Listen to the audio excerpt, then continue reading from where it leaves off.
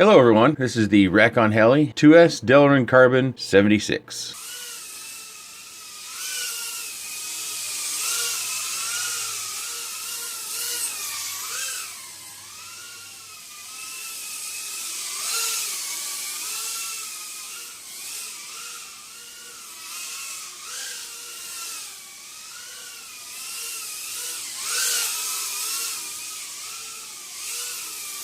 Down inside there is the Super S Flight Tower F3 flight controller. This is the 6 amp 4-in-1 ESC, running the DYS BE 1102 10,000 kV motors, standard 4-hole mounting pattern, Rack-On Heli 40mm prop. The camera and VTX is the eSheen TX01S, but this is a different camera. Canopies from tinywhoop.com. So you put your Tiny Whoop batteries in just like this, or you can use the flat mount like this. It weighs 38.76 grams. It does appear to be 76 millimeters.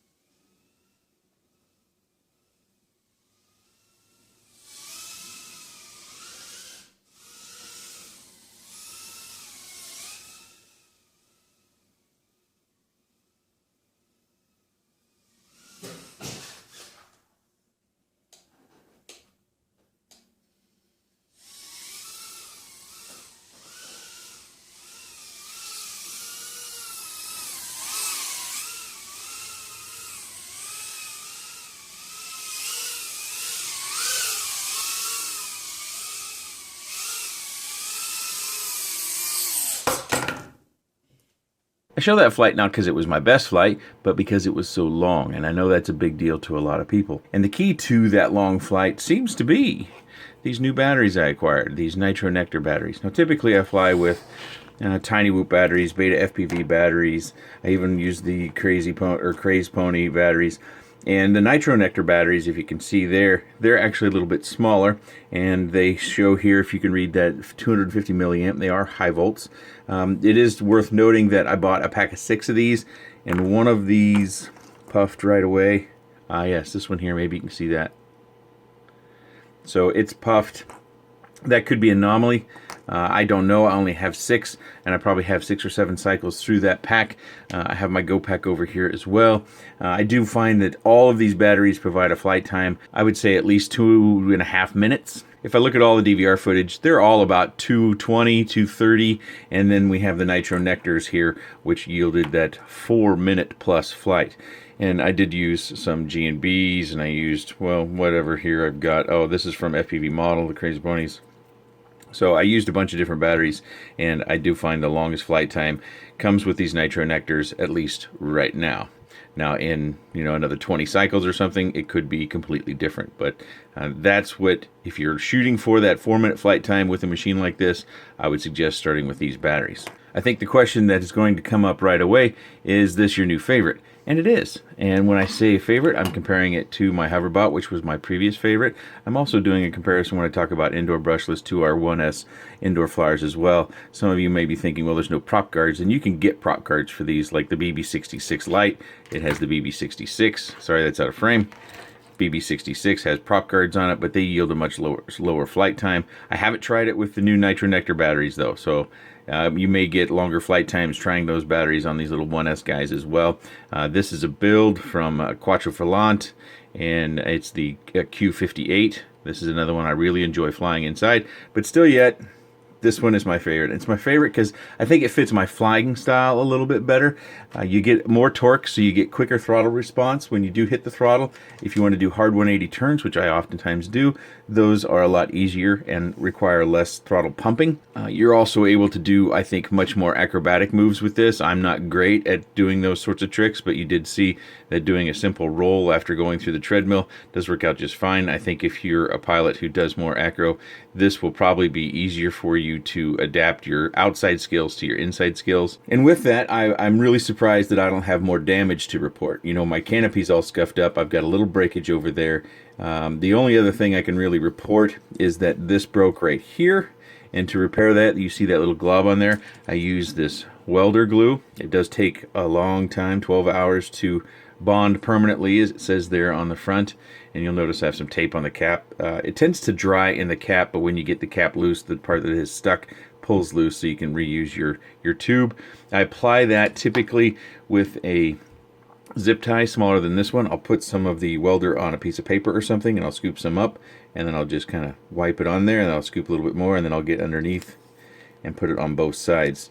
And since I put that on, I haven't had any more troubles with that coming loose again, and I haven't had troubles with any of the others breaking. And that's actually kind of surprised to me. I think this is very durable. We're nearly twice the weight of a typical tiny hoop. Tiny hoops come in around 20 grams most of the time. You're trying to get to 20 grams most of the time.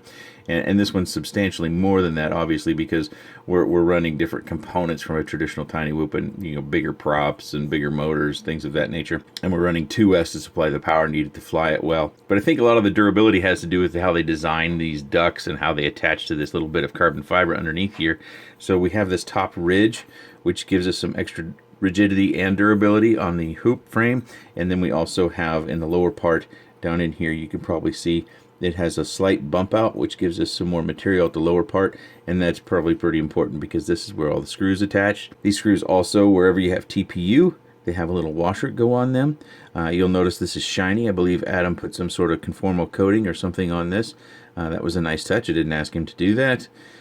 This also has a floating stack, so you have less vibration, so you can tune it to your liking. I'll put my PIDs on screen if you would like to try to use them as a base for your build.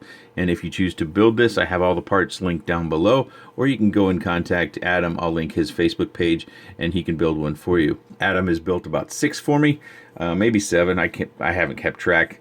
I got all these parts to him before we went on Christmas break and our vacation, and I finally just now getting around to sitting down and doing the review after, I don't know, 60 plus flights. I really couldn't tell you. I've got 45 DVR files that I kept, and I threw out a bunch of them that were just no good, or I had a lot of noise on the video because I did have to troubleshoot the noise that you saw on screen, and that's how it remains today. I have found that my VTX just has noise. I don't know if they're all plagued with that or if it's just this one. It's the Eachine TX01S, the split, so the VTX lays flat within the mount.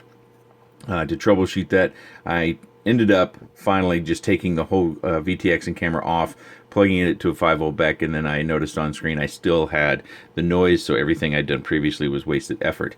The camera that's on here isn't the original that comes with TX01S. This is a random camera I just tried because I thought maybe the noise was coming from the camera. I did replace the antenna after a crash. The other antenna pulled loose. I would suggest that you get an antenna that's a little bit stiffer. The one that comes with it's a bit floppy. If you choose to stay with that, you probably want to use some sort of adhesive to keep it out of harm's way, because I found it would get down in the hoops, and then you would take off and you'd hear that noise of the props hitting the antenna, and you would have to then bring it back in and make an adjustment before you could go again. Underneath the canopy is another mount. I believe it's a mount made by something the Alchemist, or Alchemist the something. I'll link it down below. I'll find my receipt and my email, and then I'll link that. And then the canopy is from Tiny Whoop. You can get a whole slew of different options on canopy styles and colors. I do think we'd be better off. This is kind of a matte or a flat finish. I think you'd be better off with something that's glossy if you can stand that style, because I think the glossy will wear a little bit better. You can see mine's all scuffed up. One of the advantages of this is we do have a fair number of TPU components. You might be able to see right down there that is basically a TPU standoff to the two stacks, and then that standoff is attached to kind of a floating mount that then goes out here so that we can have a little bit of play and less vibration. We'll get into our flight controller, and that's good for people who fly in angle horizon mode. Let's go ahead and take a look at a sample of me flying in angle mode. I'm terrible at it, so this is only about a 1-minute sample.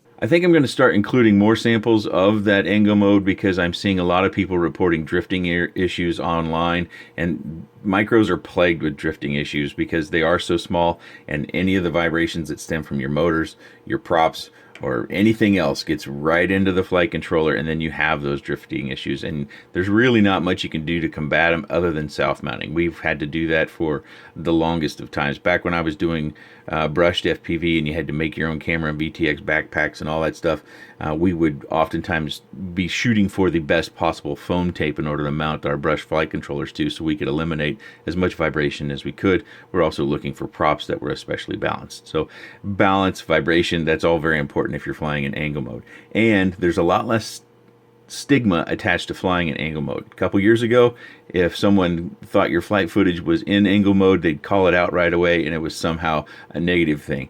My personal opinion is whatever gets you in the air and you have fun is perfectly fine. It doesn't matter. If you're flying in angle mode, horizon mode, or rate mode, have fun, fly. There's no reason not to go out and enjoy this hobby in whatever mode you're flying in. I fly acro in the house. I'm just used to that. Some time ago, Albert told me he was flying in rate mode or acro mode in the house, and I thought, wow, that's really something. And so I wanted to try it. And the more I tried it, the more I enjoyed it, and it gave me a good opportunity to practice and to fly faster and to fly closer. And quite frankly, in the house, that gives me, I'm fortunate in that I have a house that has a nice kind of open floor plan and I can go all over the place. Even if you don't fly inside and you want to fly this outside, I think this is a better candidate. Typical tiny whoops are so light that if you have any breeze at all, it's going to be very difficult to hold your line. I didn't fly this one outside yet, just because I've enjoyed it inside. But, you know, we're about twice the weight, so in theory, you should be able to fly this in a slight breeze outside. And with the power and torque that this has, it should compensate for any outside forces that you might incur. You can also build this with 1103 motors if you want to even go up higher. It does have the standard mounting pattern here for the motor mounts, and you can save it away a little bit of weight. I think the 1103 motors, depending upon which version you get, do weigh not quite a half gram less than these 1102 motors. Again, I'll leave links to all the components down below. I'll leave a link to Adam's page. I'm sure Adam will chime in down below in the comment section if you want to reach out to him via YouTube as well. He does a nice job. He's constantly building. If you're not familiar with his work, he posts to Facebook. It seems like every day he's posted pictures of 2 or 3 builds he's either in the middle of or he's finished. So you should, if you don't want to build something like this, or if you want to fly something like this and you're not confident in your own building skills, or maybe you just don't have the tools to build something this size, reach out to him, and I think his costs for building are very reasonable, and he does good work. If you have any comments, questions, suggestions, or otherwise about this little guy, leave that in the section down below. I appreciate your time, and thanks for watching.